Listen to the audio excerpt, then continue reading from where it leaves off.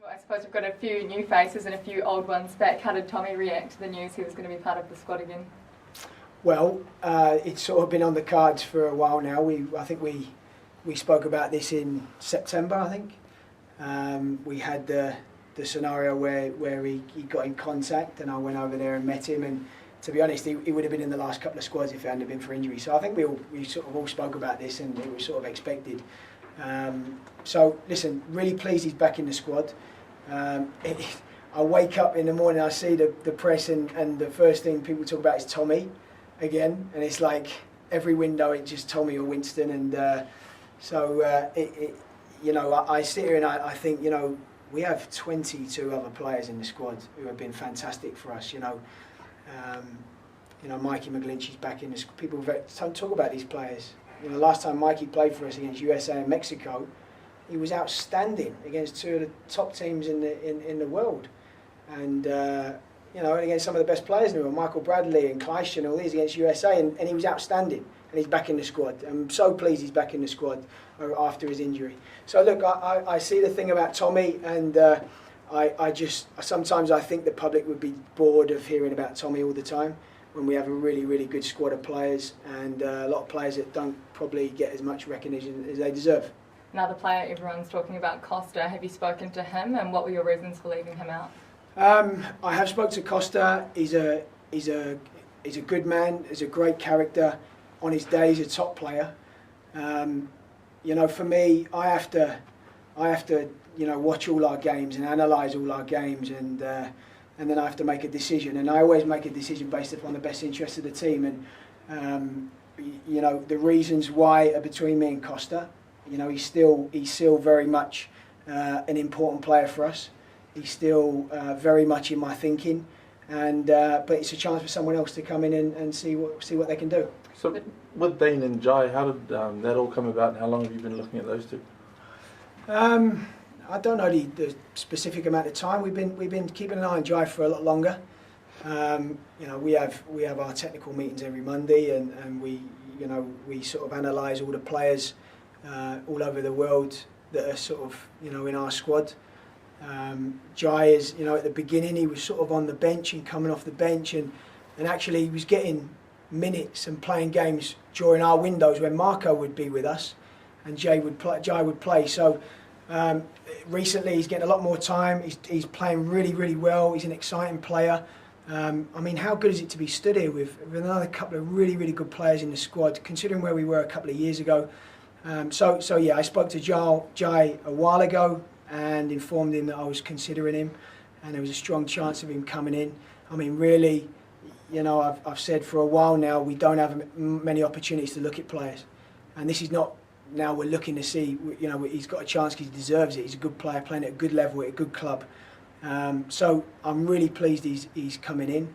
Dane, we've been watching him. Actually, our under-20 coach informed us about Dane, and actually initially was talking about bringing him in for the under-20s, and I was endorsing it, and I'd seen him and watching his clips, and every week we're watching him, and I really liked him. Darren liked him, and then I just remember his debut when he played.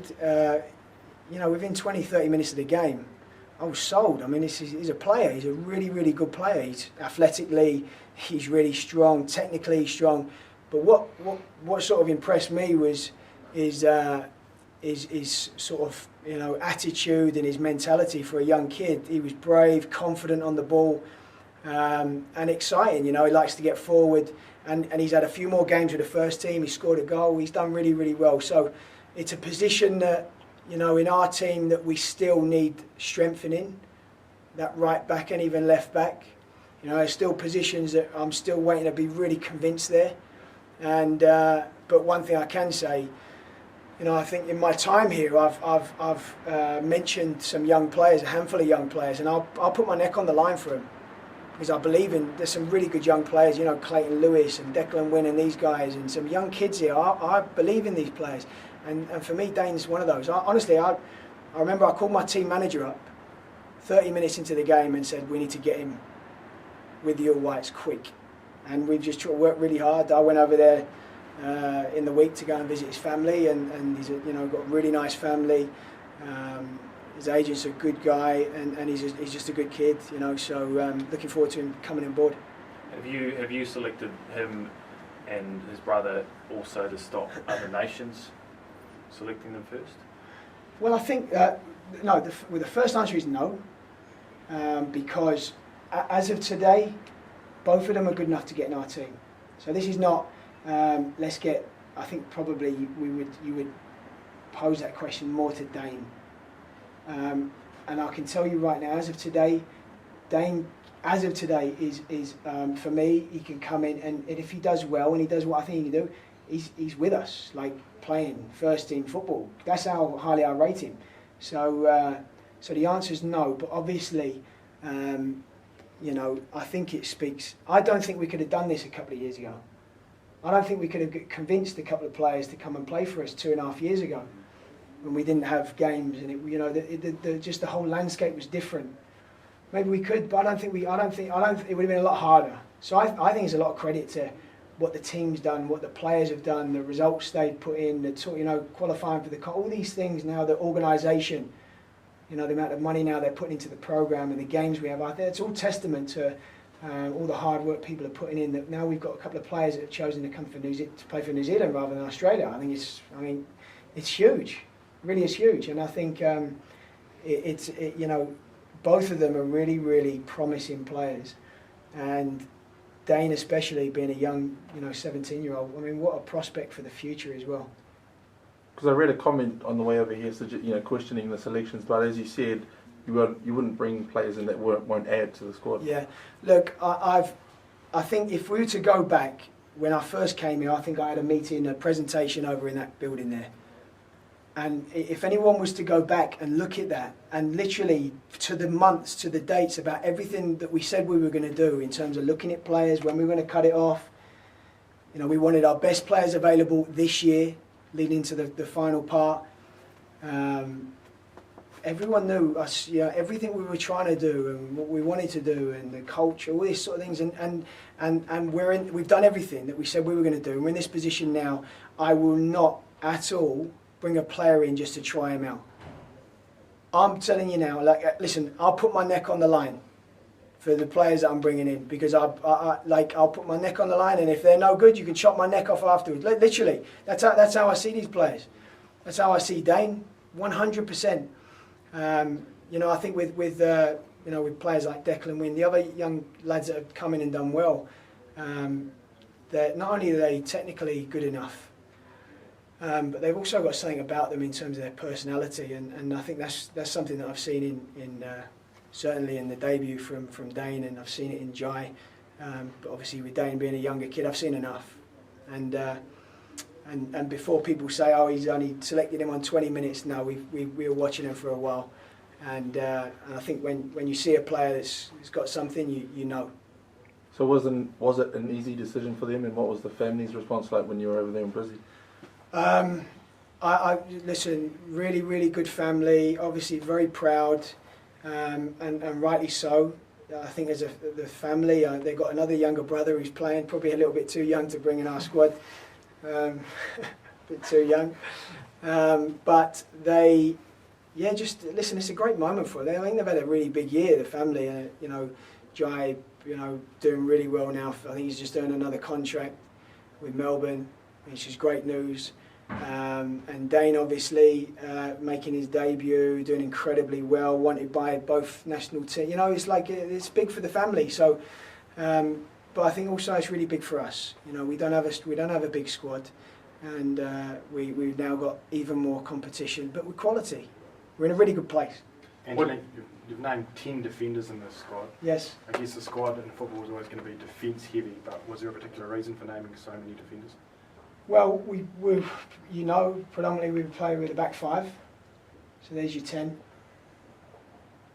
Okay, in terms of this, No, among that group, there's yes. obviously guys that can play Yes. up into the midfield. Absolutely, as well. yeah. No, listen, we've got